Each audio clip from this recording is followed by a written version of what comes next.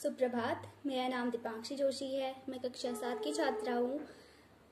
तो आज मैं आप सभी को बताऊंगी कि क्यों भारत चीन से इतना पीछे है और चीन इतना आगे क्यों निकल गया।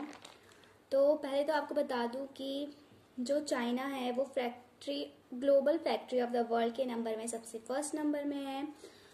लेकिन ये पहले नहीं था। तो पहले जब 1990 था तो जो चाइना का ग्लोबल आउटपुट वैल्यू थी वो बस 3% थी। जो भी वो आइटम मैन्युफैक्चर करता था या फिर बनाता था जो कंट्रीज़ में जाता था वो बस 3% जाता था, और आज वो बढ़ते बढ़ते 25% हो गया है। तो जो 80% एसी हैं वो चाइना में बनते हैं, 70% फ़ोन जो हैं वो चाइना में बनते हैं, 60% शूज़ चाइना में बनते हैं, और जो सोलर सेल हैं 74% सोलर सेल हैं वो भी चाइना में बनते हैं। 60 जो सीमेंट प्रोडक्शन है वो भी चाइना में होता है ज़्यादातर, और 50% कोल प्रोडक्शन भी चाइना में होता है।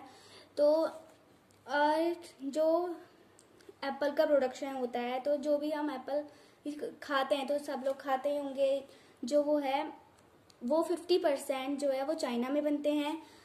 चाइना से अदर कंट्रीज़ में जाते हैं सबसे ज़्यादा। फर्स्ट नंबर में जो है वो चाइना में इनका वो होता है। तो सभी लोग सोचते होंगे कि चाइना सस्ता माल बेचता है, चाइना का सस्ता माल होता है, लेकिन ऐसा नहीं है। जो 60% मोस्ट ब्रांडेड लग्जरी आइटम बनाता है, और चाइना ने 800 मिलियन लोगों को पीपल ऑफ आउट प्रॉपर्टी कराया है। इसका मतलब ये हुआ कि 80 करोड़ लोगों को गरीबी दर से बाहर निकाला है। और अब मैं आपको बताऊंगी कि कौन से वो 5 डिफरेंस है जिससे चाइना भारत से इतना आगे निकल गया। सबसे पहले है mass production and dumping. China क्या करता है, वो एक मैसिव प्रोडक्शन करता है। वो एक ऐसा प्रोडक्शन करता है जिससे जो भी कंट्री उसको एक्सपोर्ट करेगी उसके प्राइस से पहले तो बहुत नीचे होता है चाइना का प्राइस। तो सबसे पहले वो प्रोडक्ट वो सेल करता है वो बहुत पहले उसका बहुत लो कॉस्ट होता है उसका, फिर बाद में वो लार्ज स्केल में प्रोडक्शन करता है उसका, और फिर जो भारत का जो प्रोडक्शन होता है उसको तहस नहस कर देता है। और भारत में क्या होता है कि ज़्यादातर स्मॉल स्केल में प्रोडक्शन होता है। वो जो भी स्मॉल स्केल प्रोडक्शन होता है उसको स्मॉल स्केल ही रहने देता है, लार्ज स्केल नहीं करता है। इसलिए जो है कि वो प्रोडक्शन है वो चाइना का इंडिया से ज़्यादा है। दूसरा है competitive pricing with reverse manufacturing. इसका मतलब ये हुआ कि दूसरों जो पहले चीज़ें बन चुकी है उसे दोबारा बनाना।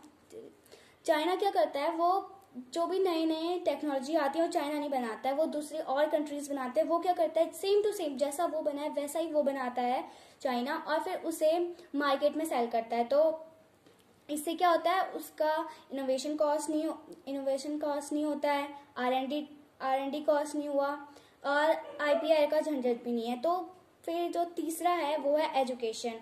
ये बहुत ज़्यादा इम्पोर्टेंट है एजुकेशन।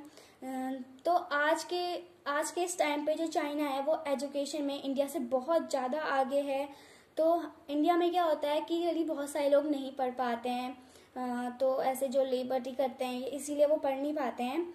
तो इसीलिए जो वो है चाइना एजुकेशन के मामले में इंडिया से बहुत आगे है। और चौथा है वर्ल्ड क्लास मैन्युफैक्चरर्स। तो जो चाइना के हाईवे हैं, रोड्स हैं, एयरपोर्ट्स हैं और सप्लाई चेन है, वो क्या है, वो इंडिया से बहुत ज़्यादा आगे है। अगर चाइना कोई भी चीज़ बनाता है तो वो उसके 25 साल बाद तक का सोचता है, जिससे क्या होता है उसका ट्रांसपोर्टेशन कॉस्ट नहीं होता है ज़्यादा। इंडिया क्या करता है, जो भी चीज़ बनाएगा थोड़ा सस्ती चीज़ों में बनाता है, और जिससे क्या होता है उसे बार बार उसमें खराबियाँ आती है, तो दोबारा उसको मैन्युफैक्चर करने के लिए क्या होता है बहुत सारे पैसे लगते हैं। इसलिए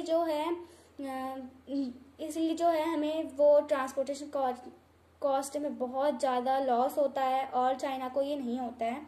पांचवा क्या है, करप्शन। रियली आज के इस टाइम पे करप्शन बहुत ज़्यादा बढ़ चुका है इंडिया में। इसीलिए जो कोई भी छोटी छोटी चीज़ होंगी उन सब के लिए करप्शन चलता है। ये भी एक वजह है जिससे हम चाइना से पीछे हैं। चाइना की जो सरकार है और जो उनका इंडस्ट्रियल होता है वो दोनों साथ में काम करते हैं। जैसे आज के इस टाइम पे श्रीलंका, पाकिस्तान और अफ्रीका वो चाइना की सरकार और वो वो साथ में जाते हैं और बोलते हैं कि हाँ हम आपका ये काम संभाल लेंगे। तो जो आज श्रीलंका में जितने भी खाना पीना है, हाईवे हैं, रोड्स हैं, एयरपोर्ट्स हैं, जितनी भी चीज़ें हैं, ये सब जो है चाइना से आती हैं। चलिए चाइना पे डिपेंडेंट हो गए हैं। वैसे तो ये कुछ भी नहीं है, अगर हम भी अपने 25 साल बाद के बारे में ऐसे सोच के अगर कुछ करेंगे, करप्शन नहीं करेंगे और एजुकेशन के मामले में आगे रहेंगे, बिजनेस के मामले में आगे रहेंगे, तो शायद हम भी चाइना से आगे जा सकें। Thank you, have a nice.